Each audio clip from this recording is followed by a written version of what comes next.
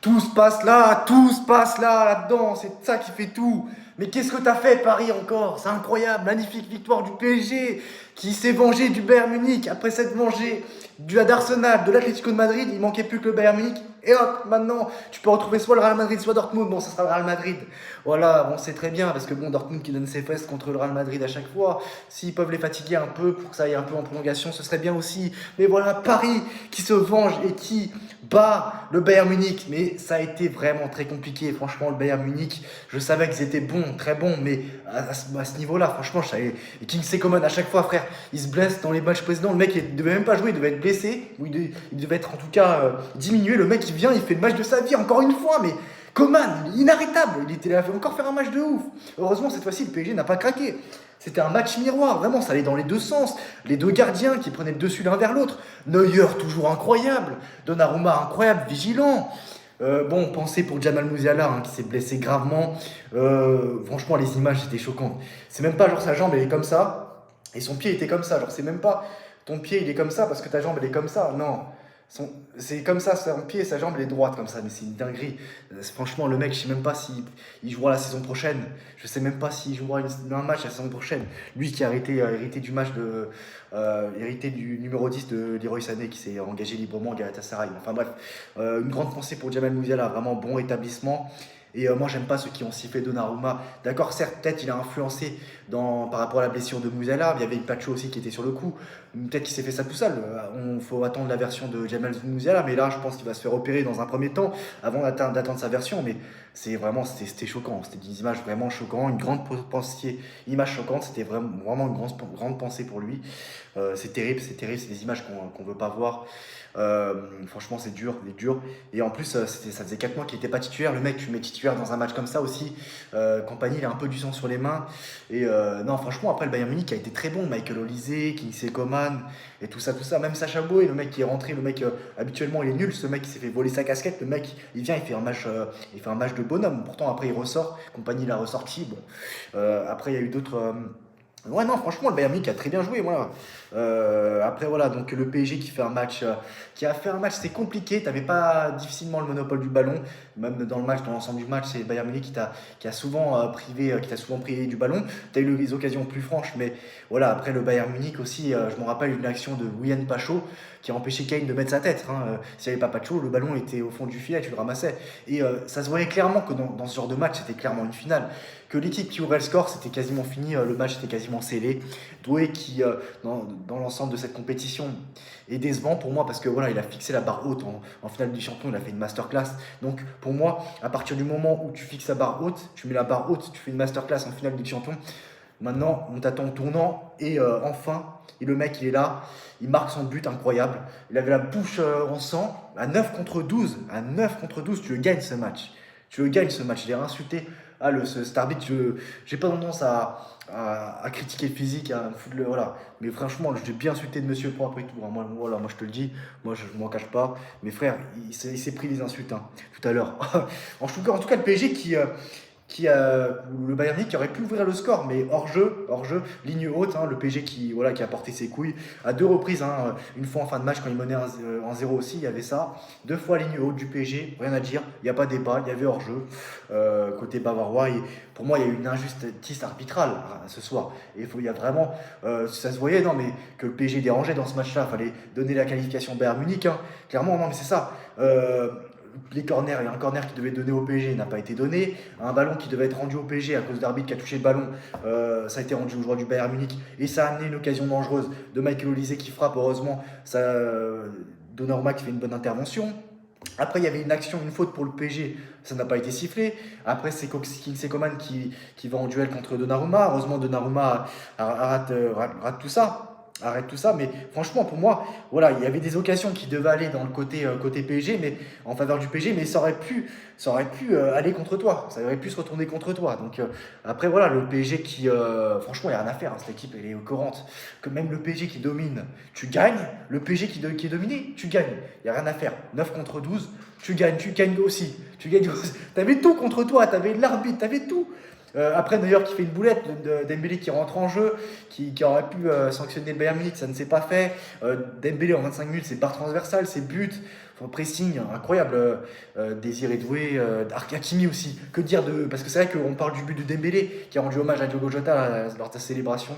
Une grande pensée encore à Diogo Jota, hein, franchement, le travail d'Hakimi sur le but de Dembélé, mais c'est incroyable. C'est pas pour rien qu'il est cité dans les ballons d'or.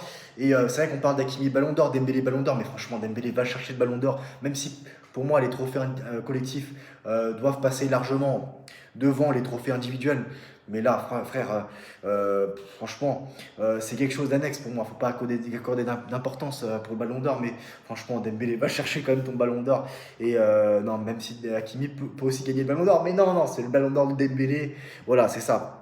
Et franchement, après, voilà, je l'ai encore en travers la gorge, hein, pour moi. Si le PSG peut affronter Dortmund aussi, ça serait bien aussi. Mais surtout le Real Madrid, écraser le Real Madrid, le de Mbappé, tout ça sera jouissif. Après, voilà, il n'est pas titulaire. Pour l'instant, Mbappé qui fait le même parcours que Dembélé, c'est-à-dire, en gros, en phase de groupe, il joue même pas une 5 minutes. Et il fait son entrée en huitième de finale. Là, Mbappé a fait pareil que Dembélé. Là, peut-être qu'il va faire son entrée en jeu, ça veut pas peut-être, c'est sûr, en quart de finale contre Dortmund. Pour l'instant, 1-2-0 pour le Real Madrid. Mais bon, voilà, on sait très bien que ça va être un PSG Real Madrid dans 4 jours, hein, à 21h. Par contre, tu auras un jour de repos en moins par rapport à Chelsea Palmeiras. Bon, c'est un paramètre à prendre en compte, mais ce PSG est tellement incroyable que bon, tu t'en fous quoi. Parce que pour moi, le PSG va aller en finale, bien sûr. Vous avez cru quoi? T'as cru quoi, frère? Enfin bref, voilà. C'était été un match incroyable et le PSG, qui, voilà, parce que ces derniers temps, ça souriait souvent en la faveur du Bayern Munich. Là, ça sourit enfin en la faveur du PSG. Le PSG qui gagne et en plus, clean sheet. Il y aurait pu avoir penalty, mais sauf que c'était pas penalty, pied en l'air. Dernier match de Thomas Müller avec le Bayern Munich. Kane était parti pour tirer penalty.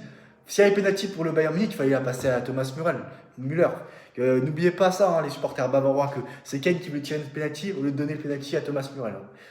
Thomas Müller, s'il y avait penalty. Enfin bref, voilà. Ce match m'a fatigué. Ce match, franchement, m'a énervé, m'a beaucoup frustré. Mais heureusement que la fin a été heureuse.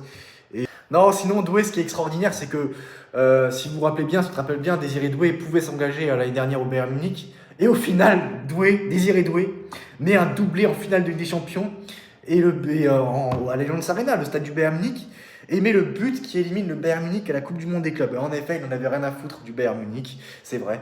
Voilà, il s'est engagé en faveur du PSG et lui, clairement, la pression, il la boit. Que dire du match de Barcola aussi qui a été incroyable. Franchement, il a été très bon. Et c'était difficile de se décider par rapport à Luis Enrique.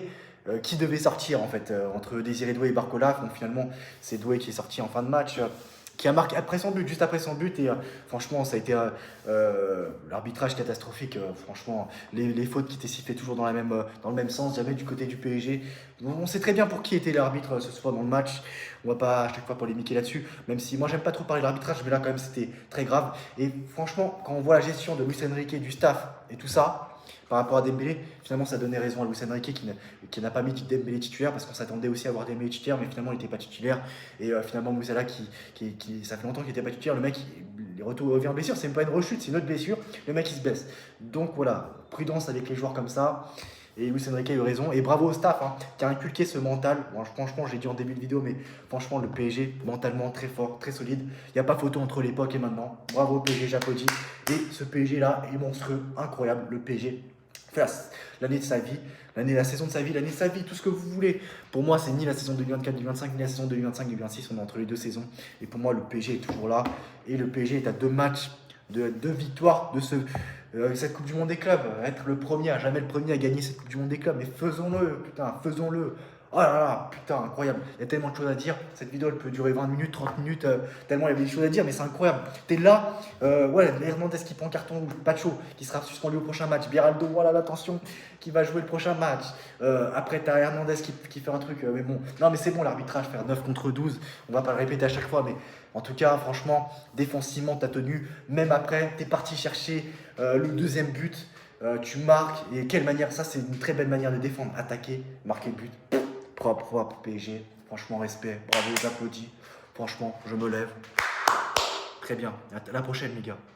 Voilà, Doué, Dembélé, buteur, incroyable match de la part des Parisiens, en tout cas vraiment là-dedans surtout.